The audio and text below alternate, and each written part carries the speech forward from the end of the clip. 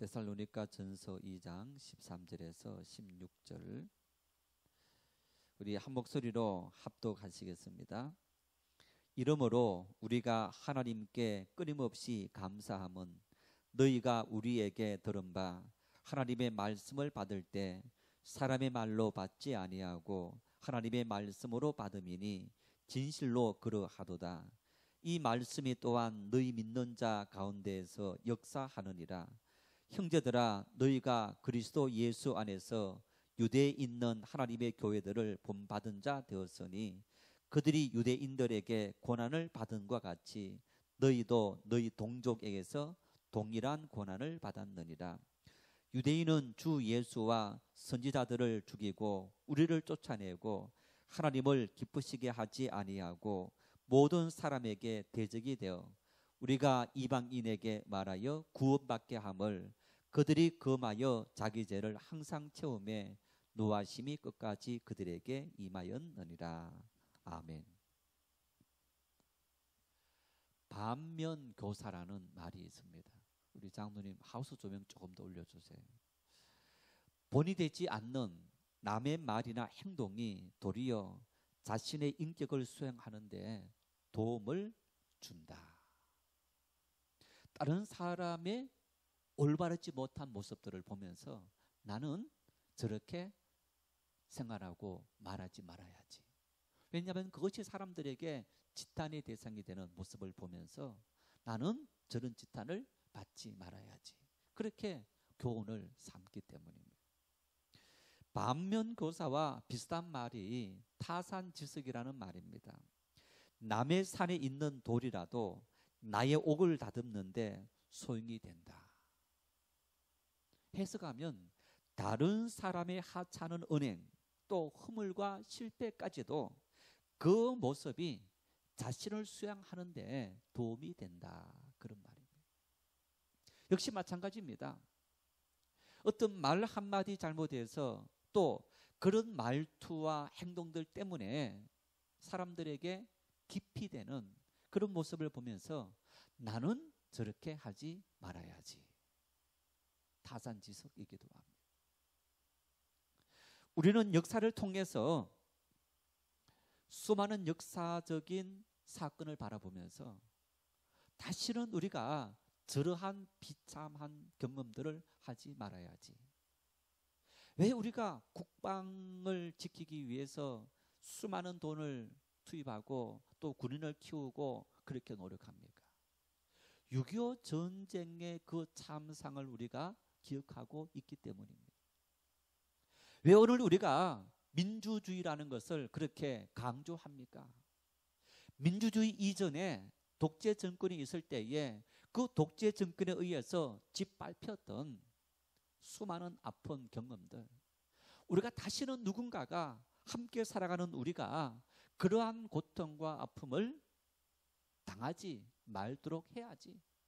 그것이 내가 될 수도 있고 내 가족이 될 수도 있고 나와 친밀한 누군가가 될 수도 있기 때문에 나와 그리고 내 가족과 내 이웃이 또 우리 후세대들이 다시는 그러한 참상을 당하지 않도록 하기 위해서, 그래서 모든 사람을 함께 평화롭게 살아가는 그러한 세상을 만들기 위해서 우리는 독재에서 민주주의를 태동시키고, 그러면서 여러분 이 민주주의라는 것이 뭡니까?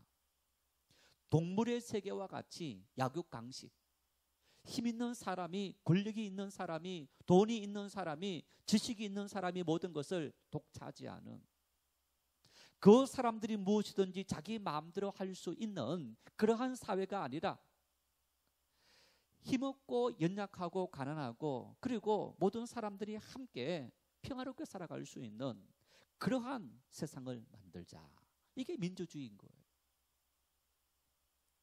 자유민주주의. 여러분, 그래서 자유, 그 개인이 본인의 능력을 마음껏 발휘하도록 그 능력을 발휘해서 살아가되, 그래서 여러분 보십시오.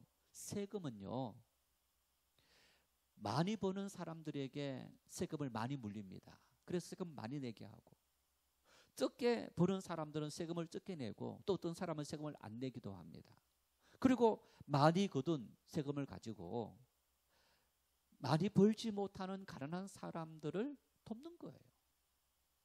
자유민주주의라는 것은 이처럼 개인의 개성도 인정하고 능력도 인정하면서 동시에 그렇게 하다 보니까 우리가 함께 살아가야 될 이 세상 속에서 누군가는 약한 사람이 생기고 그 약한 사람이 함께 살아가는 그런 모습을 만들어내자 하는 것이 자유민주주의라는 거예요.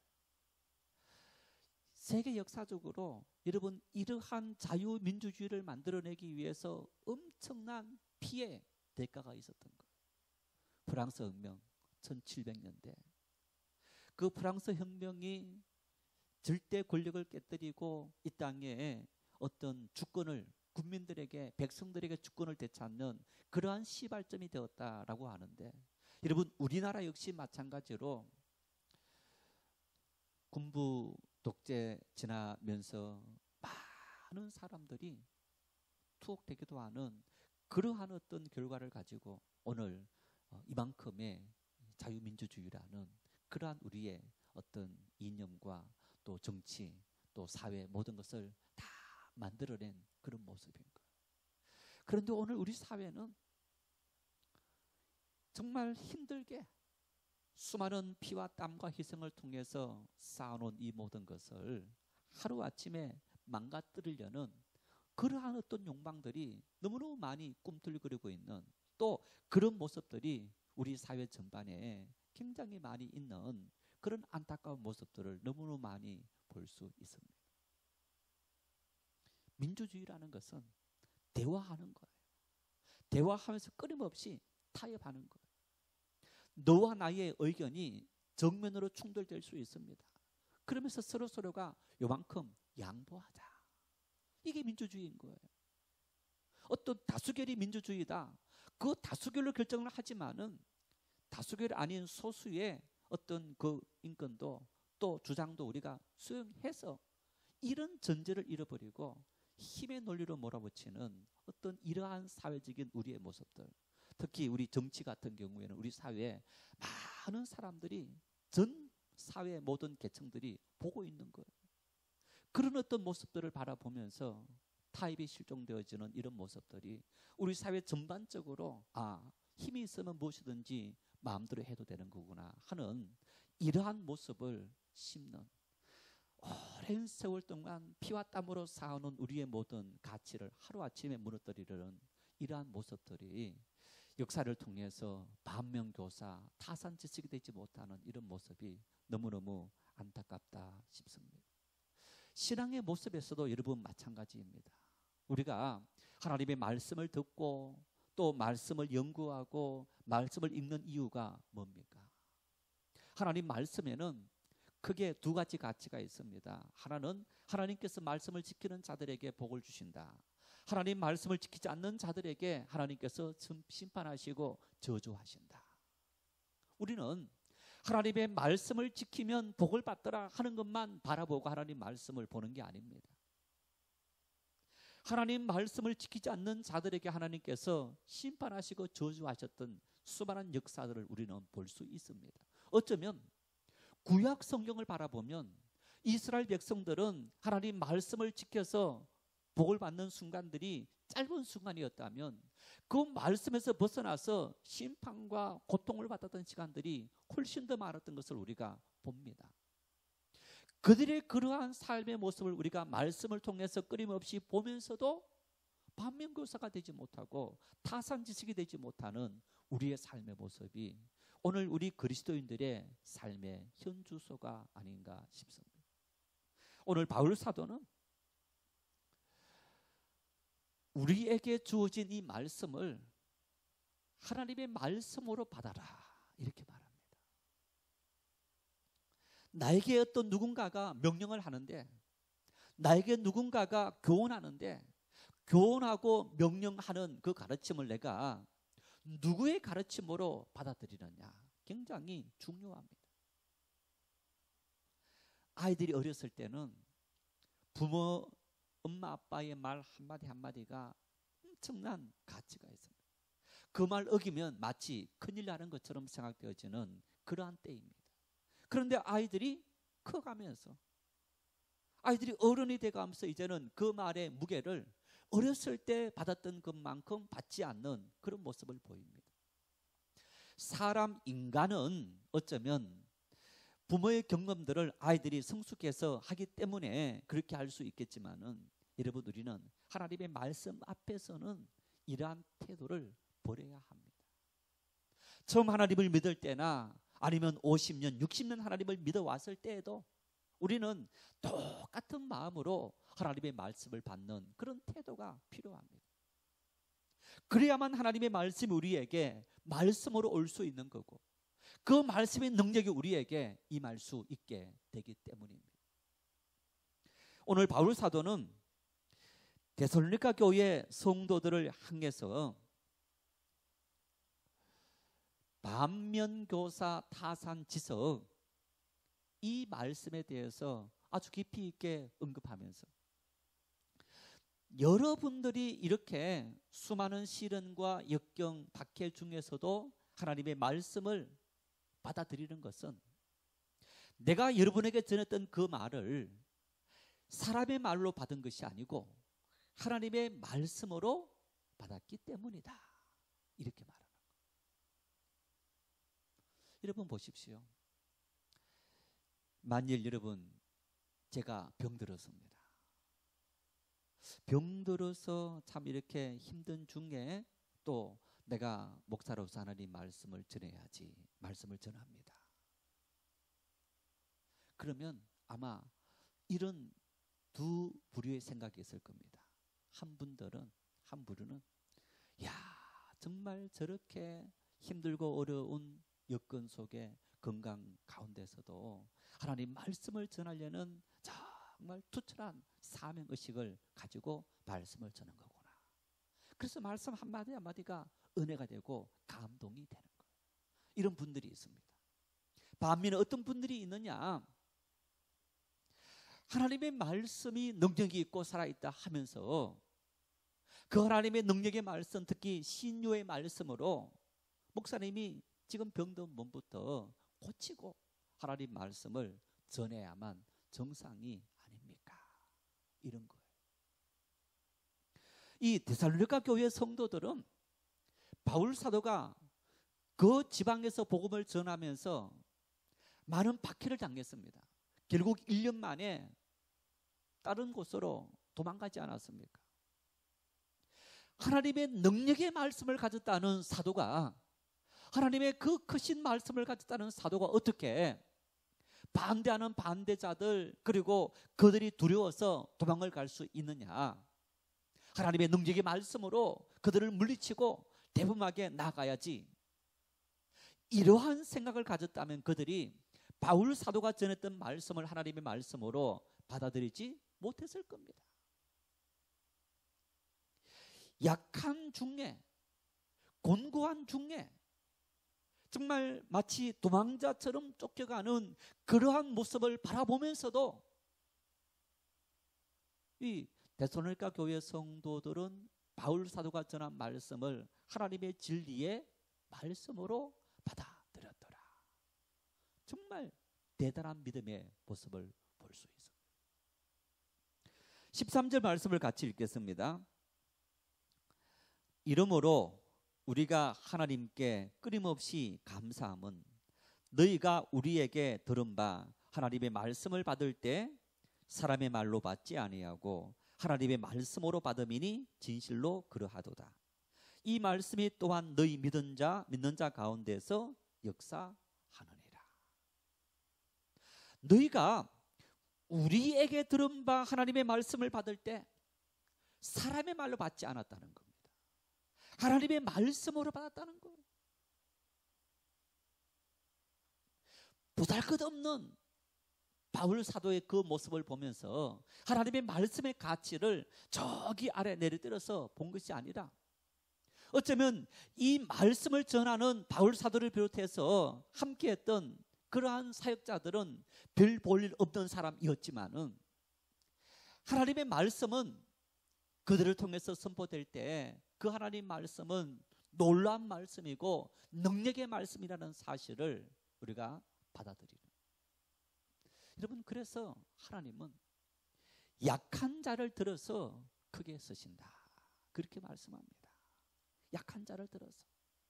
하나님은 능력 있는 사람, 놀라운 지식을 가진 사람, 힘이 있는 사람, 그런 사람을 들어서 하나님의 교회의 일꾼으로 삼는 것이 아닙니다. 어쩌면 그러한 사람들은 이미 교만해서 하나님 말씀을 받아들이기가 굉장히 어렵습니다. 우리가 세상적인 기준이다 하기에는 좀 그렇습니다만은,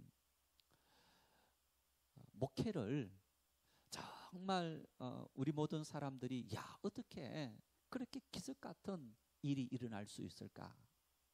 어떻게 그렇게 당대에 엄청난 복음을 전하고 많은 성도들이 모일 수 있는 그런 교회를 만들 수 있을까? 물론 세상적인 기준입니다만은, 그랬을 때 그 목사님들이 하시는 말씀이 이구동성으로 한마디가 하나님의 은혜입니다. 왜 하나님의 은혜냐? 그분들이 부름받아서 사역을 감당하다가 아니면 부름받기 전에 하나님을 만났을 때 삶에 문제가 찾아왔어요. 우리 한국교회가 가장 존경하는 돌아가신 우리 한경직 목사님, 그분은 미국 유학 중에 폐렴이 왔습니다. 50년대 1950년대. 그 당시 폐렴은 거의 다 죽는다 그랬는데 이분이 3년 만에 폐렴에서 회복했다는 거예요. 한경직 목사님이 어떤 마음으로 목회했겠습니까? 나는 이미 죽은 목사입니다. 나는 죽은 목사입니다. 하나님의 은혜로 내가 살아났지, 거의 대다수 사람들이 목숨을 잃는 그런 폐병에서 이렇게 내가 회복되어진 것은 하나님의 은혜이다. 평생을 하나님의 은혜로 살아갔지 않았겠습니까? 약할 때 강함 되신다. 나는 아무것도 아닙니다라고 자신을 완전히 비울 때, 여러분, 그런데 사람이 자신을 완전히 어떻게 비울 수 있느냐? 환경으로 실질적으로 그러한 일들에 내가 당면하지 않는다면 사람은 교만해서 자기를 비우기가 정말 어려운 거예요. 하나님은 하나님의 사람으로 사용하시기 위해서, 하나님의 큰 그릇으로 서시기 위해서 수많은 사람들에게 하나님께서 정말 내가 이렇게 역사한다라는 것을 보여주시기 위해서 하나님은 어쩌면 그들에게 질병이라는, 가난이라는, 이런저런 역경이라는 시련을 주시는 겁니다. 그런 중에 하나님을 전적으로 의지할 때 하나님은 그들을 통해서 영광 받으시는 이 모습을 볼 수 있는데, 바로 바울 사도가 그러했습니다. 바울이 당한 이 모든 핍박들 하나님께서 능력으로 그 모든 핍박을 물리칠 수 있는 능력이 없었을까? 하나님은 충분히 그러실 분이, 능력이 있으신 분입니다. 그럼에도 불구하고 마치 아무런 능력이 없는 사람인 것처럼 하나님께서 바울 사도를 폭풍우 한가운데 던져 놓으신 거예요.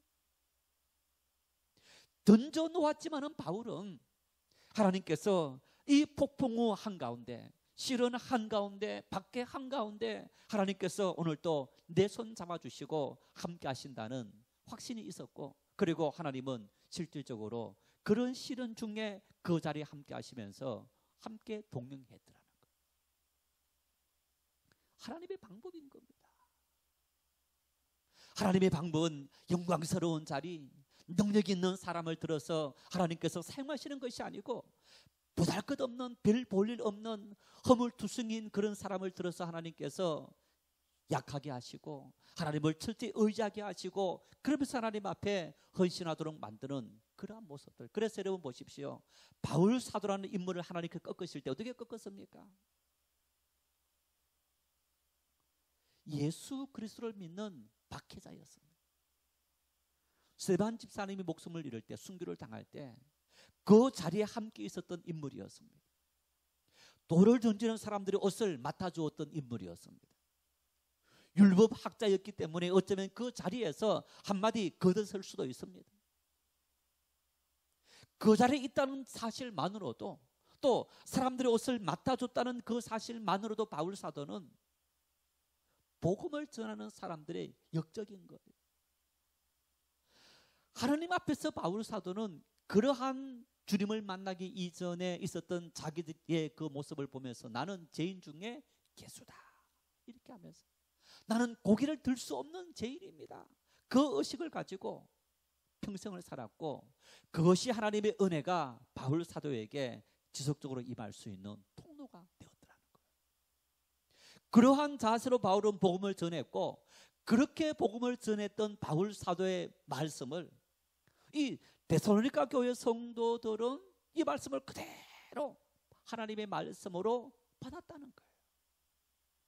바울은 반역자였고 배신자였고, 바울은 별 볼 없는 사람이었고, 바울이 여러분 이 안질 때문에 고생했습니다. 어쩌면 평상시에도 눈에 이상이 생겨서 잘 보지 못하는 좀 어리벙벙했던 그런 모습일 수도 있습니다. 그런 약한 모습을 보면서 바울이 보잘것없는 저 모습 속에서 어떻게 하나님의 능력의 말씀이 나올 수 있느냐라고 거부할 수도 있었을 겁니다. 그런데 이 교회 성도들은 오늘 읽은 말씀 13절에 하나님 말씀으로 받았다 이렇게 말하는데, 이 받았다는 말은요, 단순히 내가 하나님 말씀으로 이해했다, 알아들었다 그 정도를 떠나서 깊이 내 마음속에 이 말씀을 받아들였다 그 얘기입니다. 그저 내가 머리로 이해했다 그 정도 아닙니다. 내가 그저 깨달았다 그리고 잊어버리는 그게 아닙니다. 내 마음으로 받아들였다는 것은 그 말씀이 내 삶을 변화시켰다는 얘기입니다. 그 말씀을 따라서 내가 살아 움직이는 그러한 신앙이 되었다는 겁니다. 그러니까 보십시오, 이 데살로니가 교회 성도들도 핍박을 당한 겁니다. 시련을 당한 겁니다. 그럼에도 불구하고 하나님을 버리지 않고 신앙을 버리지 않고 믿음으로 걸어갔거든요. 그 얘기는, 하나님의 말씀으로 받았다는 얘기는 하나님 말씀이 깊이 들어와서 완전한 회심이 일어났다 하는 그런 모습이기도 합니다. 이 당시 성도들, 2000년 전의 성도들은요, 오늘 우리와 비교하면 하나님 말씀을 받는다는 것이 정말 어려울 때였습니다. 이 당시에는 성경도 없었습니다. 우리처럼 이런 성경이 구존되어지는 하나님의 말씀, 구존되어지는 입으로 전달되어지는 그 말씀을 그저 받았습니다. 바울 사도가 1년 동안 이 데살로니가 교회의 말씀을 전했는데 얼마나 전했겠습니까? 물론 저녁마다 모였을 수도 있습니다. 하나님 말씀이 너무너무 좋아서 매일 저녁 모여서 하나님 말씀을 들었을 수도 있습니다. 여러분, 그런데 오늘 우리와 한번 비교해 보십시오. 열심히 믿음의 생활 하시는 분들은 주일 낮 예배, 오후 예배, 수요 예배, 또 이제 금요 기도하는 교회들, 어떤 교회들은요, 이 코로나 전국 시대에도 정말 매일 모여서 집회하는 그런 교회들도 아주 종종 있는 것을 우리가 봅니다. 새벽 기도 이걸로 끝입니까? 우리가 인터넷을 통해서 아니면 미스미디어를 통해서 계속 말씀을 듣습니다. 예배를 봅니다. 수많은 목사님들의 설교를 듣습니다. 또 우리 성경이 얼마나 참 흔합니까? 이 성경을 펼쳐서 읽기도 합니다. 어쩌면 설교의 홍수 시대를 우리가 살아가고 있습니다. 너무너무 많이 듣게 되어서 언제든지 들을 수 있어서 우리에게 하나님 말씀은 덜 하찮은 것을, 그 하나님 말씀이 얼마나 소중하다는 것을 우리는 잊어버리며 살아가고 있는 것은 아닌가. 또 똑같은 말씀을 저렇게 하시는 거구나. 너무 많이 들으니까, 같은 말씀을 듣고 비슷한 말씀을 들으니까 우리에게 그러한 모습이 많이 생기는 것이 아니냐. 하나님 말씀을 하나님 말씀으로 받을 수 있기를 바랍니다. 어린아이가 올라와서 정말 성경을 그대로 읽고 또 하나님 말씀을 한 구절 설명하더라도 어린아이를 보지 마시고 그 아이의 입을 통해 역사하시는 하나님의 손길을 바라보고 하나님께서 말씀하신다. 여러분, 우리가 하나님 말씀을 그렇게 받아들일 때 하나님 말씀은 우리에게 능력이 되어서 우리가 오늘 어떤 환경에 애워싸움을 당한다 할지라도 감사할 수 있고 기뻐할 수 있는 그러한 삶을 살아가도록 우리의 모든 삶을 인도하시리라 믿으시기를 바랍니다. 바울 사도는 14절에 이렇게 말씀합니다. 14절 함께 읽으십시다. 형제들아, 너희가 그리스도 예수 안에서 유대에 있는 하나님의 교회들을 본받은 자 되었으니 그들이 유대인들에게 고난을 받은 것 같이 너희도 동족에게서 동일한 고난을 받았느니라. 복음이 예루살렘 유대에서부터 출발되었습니다. 예루살렘 교회, 유대 땅에 있는 이 예루살렘 교회에 시작된 하나님의 교회, 여러분, 이 교회 성도들이 뿔뿔이 흩어지게 되었는데 왜 흩어지게 되었느냐? 유대인들로부터 엄청난 박해를 받았기 때문에. 유대 사회는 유대교 신앙을 가진 사람들이었습니다. 이분들은 예수 그리스도 십자가 달린 예수 그리스도를 믿을 수 없었습니다. 예수 믿는 사람을 도리어 잡아 가두고 그 사람을 유대의 법으로 처형했던 그런 사람들이 바로 유대인들이었던 겁니다. 유대인들의 엄청난 핍박을 견디지 못한 사람들은 다메섹이라든가 이런 곳으로 피신을 가기도 했고, 또 어떤 성도는 그런 중에도 참고 견디었던 그런 모습을 볼 수 있는데, 이 당시 유대는 로마 제국에 지배를 당하는 속국이었습니다. 그러다 보니까 한 나라가 엄청난 제국을 다스리면요, 이 제국 안에서는 서로가 이동의 자유가 있습니다. 또 사람들이 서로 많이 이렇게 이동하게 되는 이런 모습도 봅니다. 또 이스라엘 유대 역사를 보면 유대인들은 바벨론의 포로가 되기도 하고 나라 잃었던 경험들이 굉장히 많습니다. 그때 유대인들이 바벨론 포로가 되고 유대 땅에 살 수 없을 때 뿔뿔이 흩어져 살아갔던 사람들이 굉장히 많았습니다. 디아스포라라고 하는데, 이분들은 어느 지역 가서 살다 하더라도 자기의 신앙을 지켰는데, 이 데살로니가 교회 그리스 지역에도 유대인들이 많이 살았던 겁니다. 유대인들이 예수 그리스도 복음을 전하는 사람들, 또 믿는 사람들을 엄청나게 핍박하고 괴롭혔다는 거예요. 그들이 다수였고, 또 그들은 로마 제국 다스리는 정부와 굉장히 밀접한 관련을 맺고 있습니다. 여러분 보십시오. 로마 제국이 이스라엘을 통치할 때도 유대교를 못 믿게 한 게 아닙니다. 유대교를 인정해 줬어요. 그러면서 이 유대교가 정치적으로 로마 제국의 정치를 받아들인 거고, 그래서 함께 위진하는 그러한 정책을 편 거예요. 그러니까 이 예수 그리스도가 잡혀갈 때도 대제사장 가이바뜰에 먼저 갔고, 가이바뜰에서 빌라도에게 넘겨지게 된 겁니다. 그리고 유대인들이 많은 사람들이 모여서 예수를 십자가에 박혀 죽여라 했을 때 빌라도가 죽이지 않으면 폭동이 일어날까 두려워서 그래서 죽이게 되는, 이 정치와 종교가 야합했던 그런 모습을 우리가 봅니다. 마찬가지로 이 유대교를 믿는 사람이 유대 땅뿐만 아니고 그리스 땅에서 데살로니가 지역에서도 그들은 인정을 받았습니다.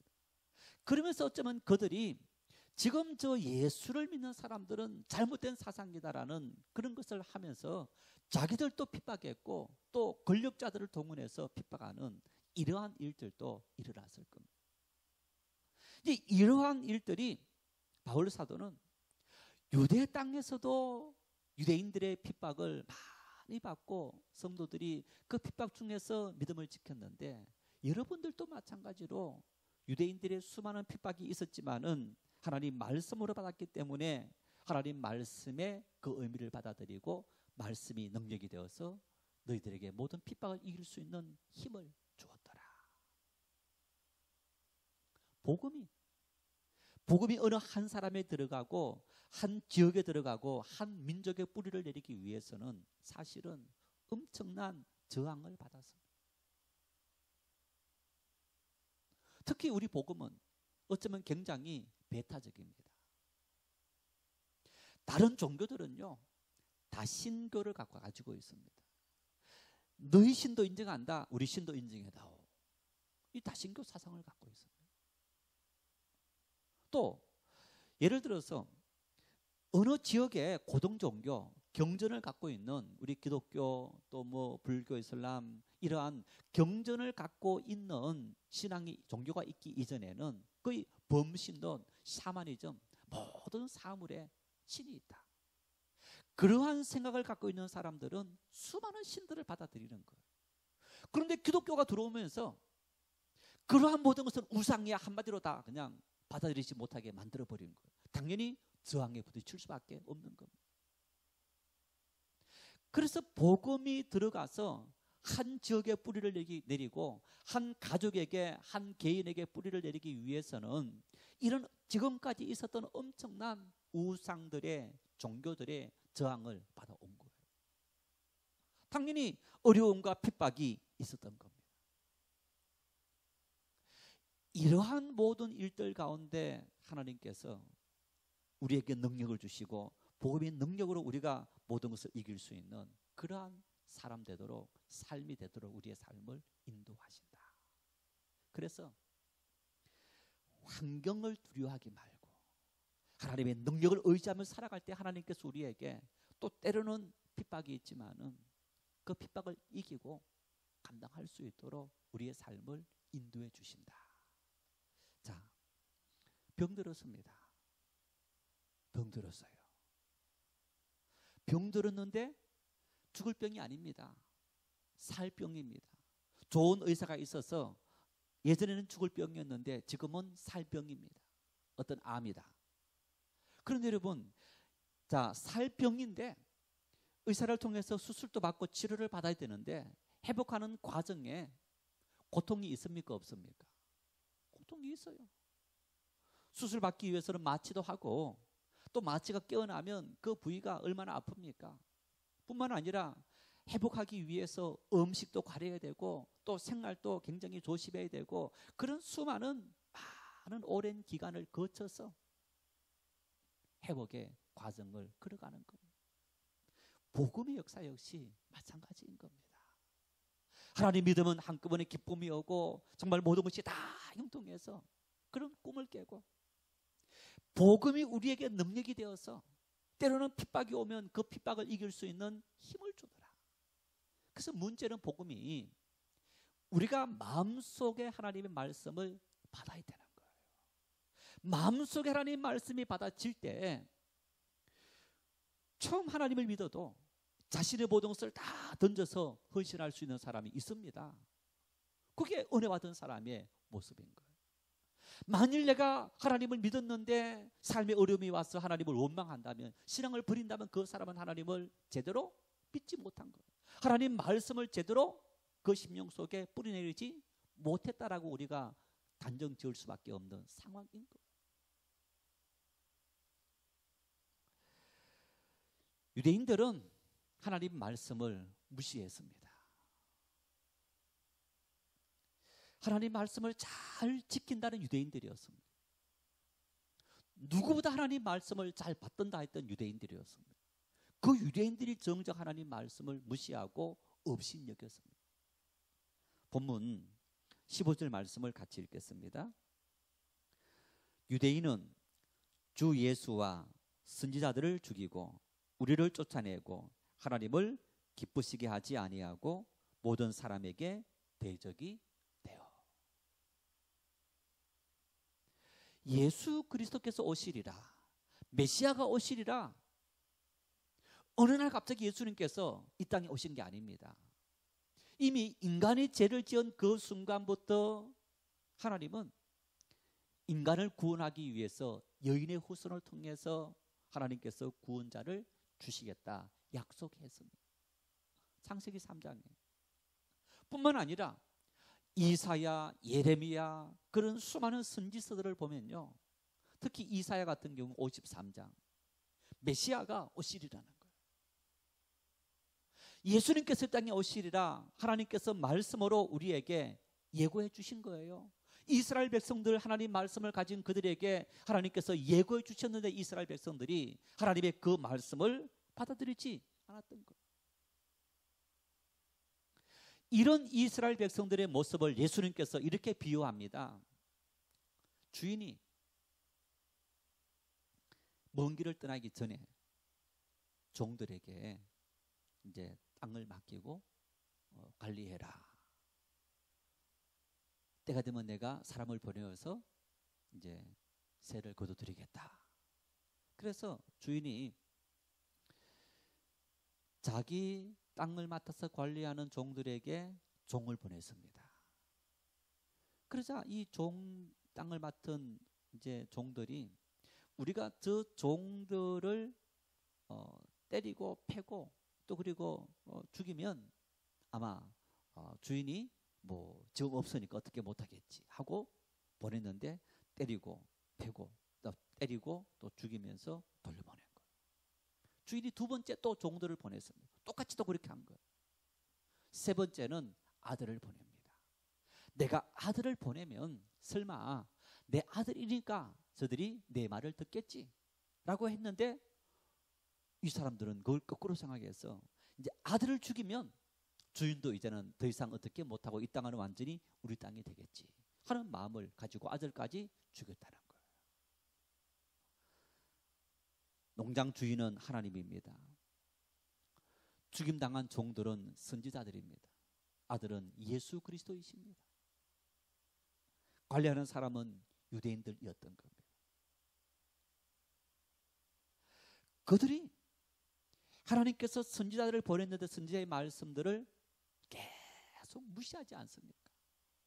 그 말씀을 무시해서 결국 멸망당합니다. 너희가 회개해라. 하나님께서 회개하면 너희에게 은혜를 부어주시겠다 했지만은 멸망당했습니다.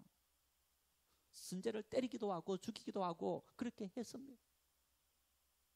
세례 요한도 죽음을 당하지 않았습니까? 예수님 오시는 길을 예수님의 길을 오시는 예비하는 일들을 맡았는데 세례 요한조차도 선지자 세례 요한도 목숨을 잃은 거예요. 종들이 목숨을 잃었던 겁니다. 심지어 예수님까지 하나님의 아들까지도 그들이 죽인 거예요. 유대인들이 하나님의 말씀을 정말 깊이 있게 연구하고 그 말씀을 제대로 받고 순종했다면 이런 일이 일어나지 않았다는 겁니다. 그런데 유대인들은 어떤 생활을 했느냐? 하나님의 말씀을 그들의 전통과 제도에 가둬버린 거예요. 하나님 말씀을 말씀대로 받고 실천하는 것이 아니고 하나님 말씀이 자기들에게 올 때 자기들의 가치관 속에 전통이라는 가치관으로 제도라는 가치관으로 하나님의 말씀을 받아들이는 거예요. 하나님의 말씀은 능력이 있는데 하나님의 말씀은 살아있는 말씀인데 내가 경험한 어떤 경험들 우리의 어떤 제도들 속에 하나님의 말씀의 능력들이 난도질 당하는 거예요. 이런 모습들을 유대인들이 보였다는 겁니다. 오늘 우리는 어떠합니까? 처음 은혜 받은 사람들은 정말 말씀의 능력으로 기대를 가지고 막 열심히 하고자 하는데 정작 오래되신 분들이 많은 경험을 가지고 또 교회가 만들어놓은 제도에 익숙해지면서 하나님 말씀보다는 자기들이 가지고 있는 경험과 그리고 그 제도와 전통을 가지고 말씀대로 순수하게 말하는 사람들의 모든 것을 몽땅몽땅 다 잘라버리는 과거 유대인들이 범했던 죄를 오늘날 성도들이 그대로 범하고 있는 그 모습인 거예요. 바울 사도는 바로 유대인들은 지금 그런 죄를 범했고 범하고 있더라는 거예요. 그리고 너희들에게 나타나서도 바로 그렇게 하면서 너희들을 고통 속에 빠뜨리고 있다는 겁니다.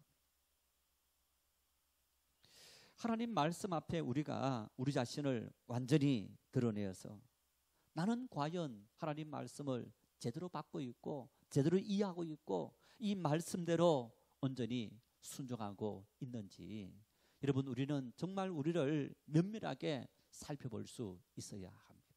그래서 하나님 말씀 앞에 내가 세웠던 어떤 시스템, 체계, 모든 것들을 다 내려놓을 수 있는 항상 순수한 마음으로 그 말씀이 그러한가, 이 말씀이 어떤 뜻이 있느냐, 그 말씀 뜻대로 내가 순종해야지 할 수 있는 그러한 순수함을 잊지 않기 위해서 끊임없이 노력할 수 있어야 합니다. 바울 사도는 마지막으로 이렇게 유대인들의 완악한 죄에 대해서 이렇게 말합니다. 16절 말씀을 함께 읽겠습니다. 우리가 이방인들에게 말하여 구원받게 함을 그들이 금하여 자기 죄를 항상 채우매 노하심이 끝까지 그들에게 임하였느니라. 유대인들의 제상이 구원받게 함을 금했다는 거예요. 우리가 구원받게 하는 이 복음의 진리를 그들이 금했다는 거예요. 구원이 뭡니까? 우리 신앙의 가장 중요한 궁극적인 목적인 것. 예수님께서 이렇게 말씀합니다. 한 영혼이 천하보다 귀하다. 이렇게 말씀합니다. 한 영혼이 천하보다 귀하다. 천하 속에서 한 사람 살리는 것이 그만큼 중요하다는 얘기입니다. 오늘 우리는 한 사람의 영혼을 살리는 일에 과연 얼마나 애를 쓰고 노력을 하는가? 우리 교회 예를 들어서 예배의 어떤 모습들, 이런 모습들을 보시면서 어떤 분들은 굉장히 마음이 불편하신 분들이 있을 겁니다. 때로는 아이들이 막 다니기도 하고, 보통 교회들은 예배 시작되면 뒤에서 앞으로 절대 못 오게 만듭니다. 다른 예배 드리는 분들의 방해가 되기 때문에 늦게 오시는 분들은 꼭 뒷자리에 앉게 하시고, 이렇게 해서 예배에 집중하도록 만들고, 아주 유명했던 어떤 목사님은 뭐 아이들이 이렇게 좀 우는 소리가 나더라도 데리고 나가라고 막 이렇게 좀 소리를 지르는 그런 경향을 보인. 그런데 여러분, 설교하다가 아이가 막 우는 소리 나면요, 설교를 잊어먹습니다. 원고만 보고 하는 게 아니기 때문에. 또 쭉 이어나가는데 자꾸 생각이 산만해지고, 또 설교하고 있는데 예를 들어서 뭐 이렇게 사람들이 막 움직인다 그러면 이 설교자는 앞에서 다 보입니다. 왜 저리 나갈까, 뭐 어떨까, 이런 어떤 수많은 생각들 때문에 굉장히 집중력이 떨어지게 됩니다. 그래서 굉장히 우리 부목사 때도 이제 그러한 일들이 생기지 않도록 모든 것을 다 통제하고 조절하는 그런 일들을 많이 했습니다. 제가 담임이 되어서 목회하면서 이 예배 공동체에는 참 신앙이 어느 정도 이렇게 이제 수준에 이르러신 그런 분들도 있지만 교회에서는 처음 온 사람들도 있는 거예요. 처음 온 사람들. 하나님 앞에 우리가 예배하는데, 여러분, 여러분들은 하나님 믿기 이전에 집에서 제사하는 것을 아마 본 적이 있을 겁니다. 제사. 저도 제사하는 걸 많이 봤습니다. 제사할 때 아주 엄숙하게 거룩하게 제사를 하는 것 같은데, 사실은 제사하면서도 옆 사람하고 막 절하면서도 중얼중얼 이야기하는 사람들도 있습니다. 어른들만 하는 게 아니고 집안의 모든 자손들까지 다 제사하게 하는데, 아이들이 어떻게 절합니까? 지멋대로 하는 거. 가장 경건하다는, 우리가 하나님을 제사한다, 예배한다. 근데 하나님을 예배하고 제사할 때 그 경건이라는 수준은 다 다른 겁니다. 오래 믿음의 생활했던 분들의 경건의 수준과 처음 믿는 사람의 경건의 수준이 다를 수가 있는 겁니다. 저는 그러한 측면들을 이해하려고 굉장히 노력하고, 그래서 아이를 데리고 와서 조금 이렇게 떠들고 하더라도 넘어가려고 노력합니다. 혹시나 우리 교회 와서 그런 분위기가 또 그런 때 있더라도 그렇게 믿음이 약한 사람들을 위해서 믿음이 있는 사람들이 양보해야지 하는 마음을 가지고 여러분 양보해 주시고 이해해 주시기를 바랍니다. 말씀을 듣는 여러분들보다 전하는 제가 훨씬 더 어려운 게 사실입니다. 그렇지만 우리가 믿음이 약한 성도들을 배려하기 위한 그러한 우리의 태도이다. 이 유대인들은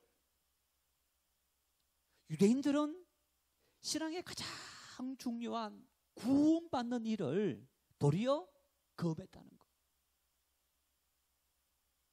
자기들은 안 그런 것 같았는데 자기들은 아니라고 했지만 실상은 그들이 하는 행동은 구원받는 일을 금하게 만들어버린 그런 일들이었던 것.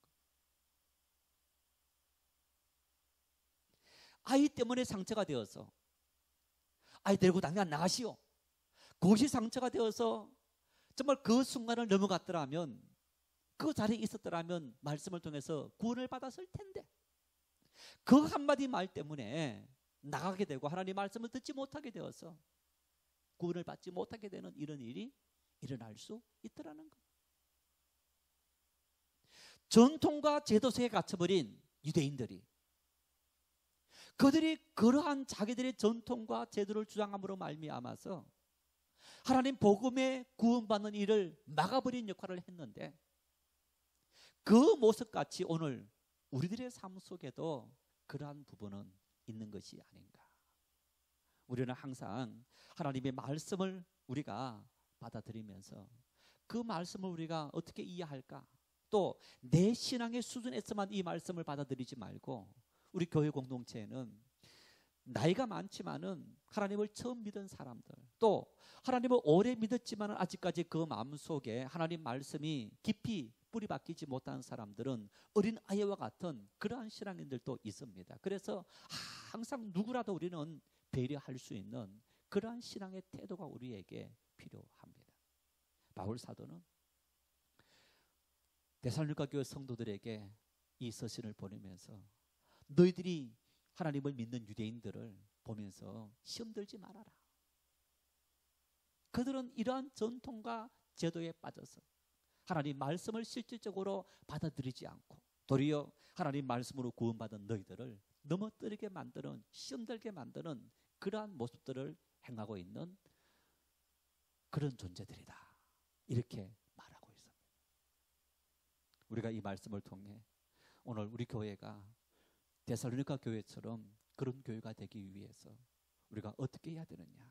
하나님 말씀을 하나님 말씀으로 받아들이는 이것이 여러분 처음 믿는 사람이나 오래 믿은 사람이나 똑같이 하나님 말씀으로 받아들이고 특히 유대인같이 오래 믿은 사람들이 자기 신앙의 경건으로 다른 사람을 평가하고 판단해서 그들로 하여금 넘어지게 만들고 시험 들게 만드는 이런 어처구니 없는 일들은 하지 말고 조심해야 되고 그러면서 각 사람에게 하나님 말씀이 하나님 말씀으로 받아들여질 때 어떤 시련 역경도 이기고 그 복음이 아름답게 꽃펴진다는 사실을 우리가 기억하고 나도 처음 온 사람이든 또 누구든지 할 것 없이 하나님 말씀이 그 속에 언질이 받아들여져서 복음의 능력으로 이 세상을 이기고 또 어려운 환경을 이기고 핍박을 이기고 고난을 이기고 하나님 앞에 영광 돌릴 수 있는 그러한 삶을 살아갈 수 있도록 함께 기도할 수 있기를 바랍니다.